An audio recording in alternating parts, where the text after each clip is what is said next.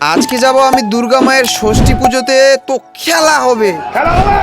ষষ্ঠী পুজো বলতে আমরা চলে আসছিলাম আয়রা ফরেস্টে। এই আয়রা ফরেস্টের পুকুরের মধ্যেই এখন হচ্ছে পুজো হচ্ছে। তার সাথে রয়েছে ব্যাং পার্টি, সুন্দর ব্যাং পার্টি, দাদাভাই ব্যাং পার্টি বলতে আমার মামাও সাথে, তার সাথে নিজেদের সবকিছু মামাদের এই জিনিসপত্র। তাই